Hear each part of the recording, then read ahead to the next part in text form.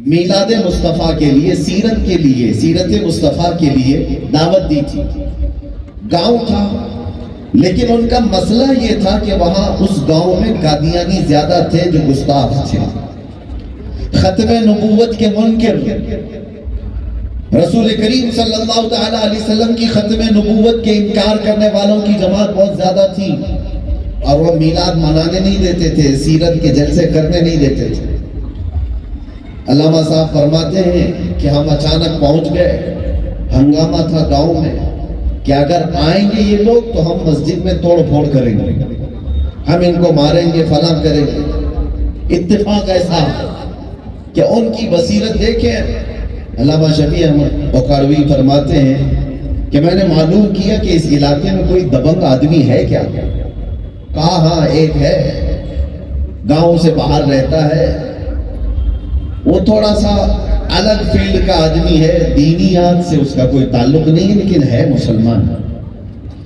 اس کو مشہور لقب سے وہاں پر پکارا جاتا ہے نورا ڈاکو، ڈاکہ زنی بھی کرتا ہے، بہت سارے ایسے اس کے کام ہیں۔ تو آپ نے کہا مجھے اس سے ملنا ہے۔ وقت کے ایک بڑے خطیب اعظم اور علامہ دہر ہیں، لوگوں نے کہا اس ایسے بدماش سے آپ مل کے کیا کریں گے؟ کہا بس اس سے مل لیتا ہوں۔ گئے ملاقات کے لیے، وہ حیرت میں پڑ گیا کہ اتنے بڑے فقیہ اور اتنے بڑے عالم میرے یہاں کیوں آئے؟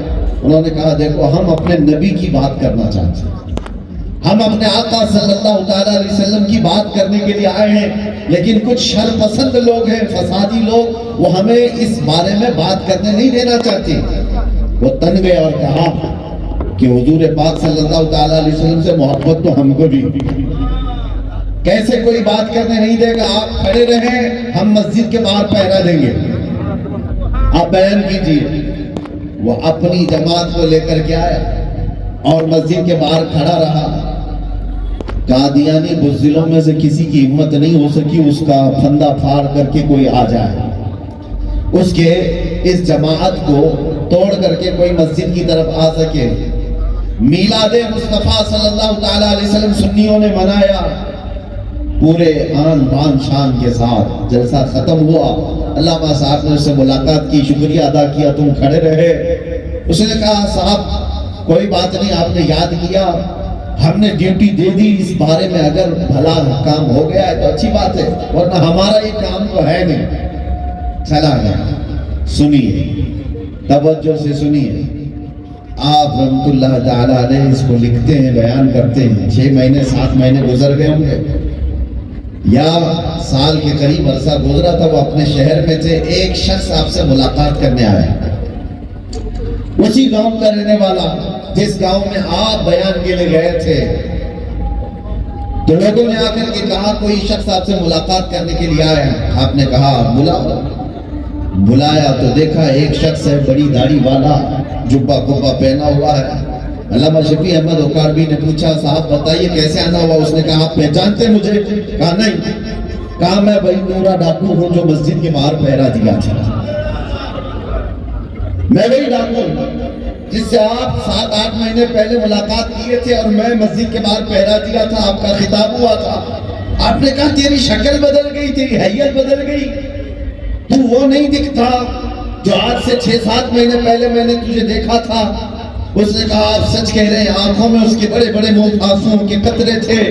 کھڑا ہو کر کے وہ ہاتھ چومتا اور کہتا آپ کا یہ احسان ہے، میں اس فیلڈ کا آدمی نہیں، اس میدان کا آدمی نہیں۔ آپ نے اس وقت میلاد مصطفیٰ منانے کے لیے جو شر پسند لوگوں کا ذکر کیا تھا کہ وہ منانے نہیں دے رہے، میرے دل میں صرف اتنا ہی خیال تھا کہ اچھا کام ہو رہا ہے، نبی کی بات ہو رہی ہے، میں پہرا دوں گا۔ پہرا دیا اور اپنی اوقات کے مطابق اس کے علاوہ کوئی بڑا کام نہیں کیا۔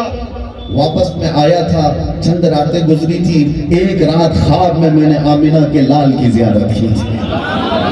مصطفیٰ کریم صلی اللہ تعالیٰ علیہ وسلم تشریف لائے اور کہا میں محمد الرسول اللہ ہوں، میں نے تیری پہرے داری کو دیکھا ہے، اب یہ گوارا نہیں کرتا میری رحمت کو کہ تجھے اس میدان میں چھوڑا جائے، تیرے دل کے اندر میری محبت سما گئی ہے۔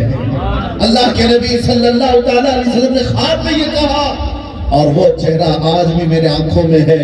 علامہ فرماتے ہیں جب وہ کھڑا ہوا اور اس کے بعد وہ خواب کا ذکر کرنے لگا، آنسوؤں کے قطرے اس کے گرنے لگے اور پھر بتانے لگا وہ کیا چہرہ تھا جس کا خمار آج بھی آنکھوں میں ہے۔ مکھ چند بدر شاشانی ہے، ماتھے چم کے دی لاٹھ نورانی ہے، ماتھے چم کے دی لاٹھ نورانی ہے، جس کا تذکرہ کیا گیا ہے وہی چہرہ پاک تھا، وہی چہرہ اقدس تھا۔ اس چہرہ اقدس کو دیکھنے کے بعد میں نے اپنی ساری پرانی زندگی کو چھوڑ دیا اور اس کے بعد سے میں نے سنت مصطفیٰ کو اپنایا ہے۔ عزیزان گرامی وقار، علامہ شفیع احمد وقاردی فرماتے ہیں میرے آنکھوں میں آنسو تھے، ہاتھوں میں کپکپی تھی، میں نے دیکھا دنیا میں ایک مرتبہ اگر کوئی ذکر مصطفیٰ کے لیے پہرا دیتا ہے تو میرے مصطفیٰ اسے کسی ایسے ویسے میدان میں رہنے بھی نہیں دیتے، اس کو ان غلاظتوں کے میدان سے اٹھا دیتے ہیں اور پھر اس مقام تک پہنچا دیتے ہیں جس کے بعد ہر عاشق رسول پھر یہی کہتا ہے جب تک ٹکے نہ تھے تو کوئی پوچھتا نہ تھا، یا رسول اللہ تم نے خرید کر ہمیں انمول کر دیا۔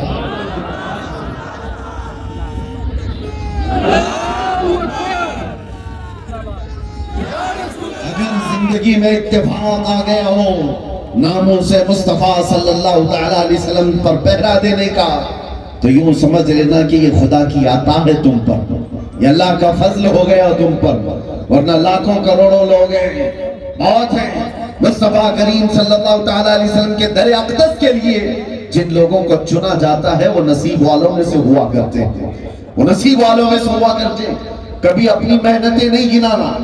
ایک بات یاد رکھنا، صحابہ اکرام رضوان اللہ تعالیٰ علیہ مجمعین جب بہت زیادہ تکلیفیں اٹھاتے تھے، کیسی کیسی تکلیفیں محبت مصطفیٰ میں انہوں نے اٹھائی۔ حضرت بلال حبشی کی پوری پیٹھ جل گئی تھی، کفار مکہ نے، دشمنان اسلام نے ان کو گرم ریت پر ننگی پیٹھ سلایا ہے اور گرم سل ان کے جسم پر دن بھر تک رکھی جاتی تھی، انگاروں پر سلایا جاتا۔ خبیب ابن عدی، خباب ابن الارت، زید بن دسنا، یہ وہ صحابہ کے نام میں بتا رہا ہوں جن کو سولی پر بھی چڑھایا گیا، جن کے ناخنوں کو پکڑ سے کھینچا گیا، جن کی آنکھوں میں لوہے کی سلائیاں پھیری گئیں۔ یہ ساری مصیبتیں محبت مصطفیٰ میں انہوں نے برداشت کی ہیں۔ کچھ وہ ہیں جنہوں نے اپنے بچے قربان کیے، کچھ وہ ہیں جنہوں نے اپنے گھر بار قربان کی، کچھ وہ ہیں جنہوں نے اپنے جسموں کی قربانیاں دی۔ لیکن ایک بات میں آپ کو بتاؤں، ان پورے صحابہ میں کبھی کسی ایک صحابی نے بھی یہ نہیں کہا یا رسول اللہ ہم نے آپ کے لیے یہ کیا، ہم نے آپ کے لیے وہ کیا۔ ایک بھی روایت نہیں دکھا سکتے آپ، ایک بھی نہیں۔ کبھی انہوں نے اپنی محنتوں کا ذکر نہیں کیا، محبت مصطفیٰ میں نے یہ برداشت کیا، وہ برداشت کیا ہے۔ بلکہ ان صحابہ سے اگر کوئی پوچھتا کہ تم اتنی محنت کر رہے ہو تمہیں بدلے میں کیا چاہیے، وہ صحابہ کہتے ایک بار میرے مصطفیٰ مسکرا دیں یہ ہماری ساری تکلیفوں سے بڑھ کر ایک بار۔ یہی تو ہم کہتے یا رسول اللہ ہر ستم ہر مصیبت گوارا ہے، ایک بار تم کہہ دو کہ تو ہمارا ہے، بس۔